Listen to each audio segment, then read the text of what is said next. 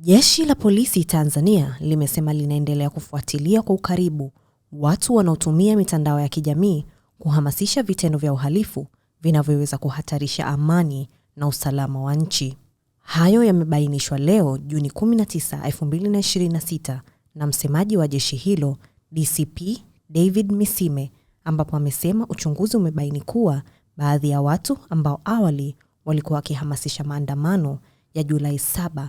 sasa wanatumia majukwaa ya mitandaoni kuhamasisha kufanya vitendo vya kihalifu. Kwa mujibu wa taarifa hiyo, baadhi ya vitendo vinavyodaiwa kuhamasishwa ni pamoja na kufunga barabara, kuchoma shule, kuharibu mali za umma na binafsi, kushambulia wananchi pamoja na kuvamia askari wa vyombo vya ulinzi na usalama kwa lengo la kupora silaha. Jeshi la Polisi Tanzania linapenda kuujulisha umma kuwa hali ya usalama nchini kwa ujumla inaendelea kuwa shwari kutokana na ushirikiano mkubwa inaoupata kutoka kwa wananchi pamoja na wadau wengine katika kubaini, kuzuia na kutanzua vitendo vya uhalifu. Pamoja na hali hiyo ya usalama kuwa nzuri, yapo matukio machache ya kiuhalifu yaliyojitokeza katika maeneo mbalimbali nchini na ambayo yameendelea kushughulikiwa kwa ufanisi mkubwa kwa mujibu wa sheria. Makamanda wa polisi wa mikoa na vikosi wametoa taarifa mara kwa mara kuhusu kukamatwa kwa wahalifu waliotenda uhalifu, kufikishwa kwao mahakamani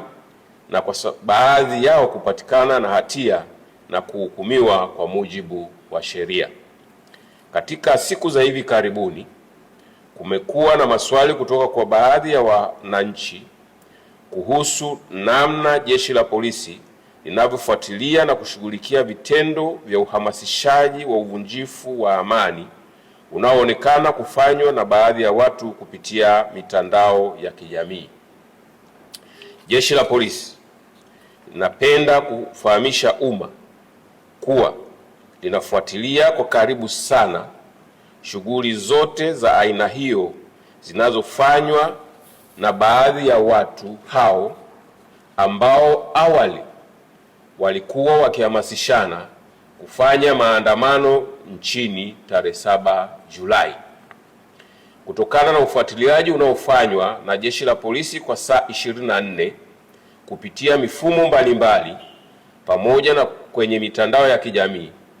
imebainika kuwa watu hao wameondoka kwenye ajenda ya kuhamasisha maandamano yasiyozingatia matakwa ya sheria na sasa wanahamasishana kufanya vitendo vya uhalifu. Miongoni mwa vitendo hivyo ni kuhamasisha kufunga barabara, uchomaji moto wa shule ili kusababisha taharuki kwa wazazi na walezi, kushambulia wananchi, kukata watu vichwa na kuua baadhi ya watu, kuharibu mali za umma na binafsi.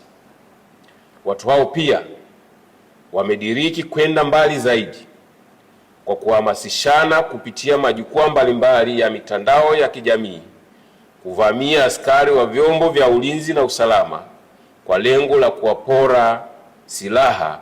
ili kuzitumia kufanya uhalifu wanaopanga. Jeshi la polisi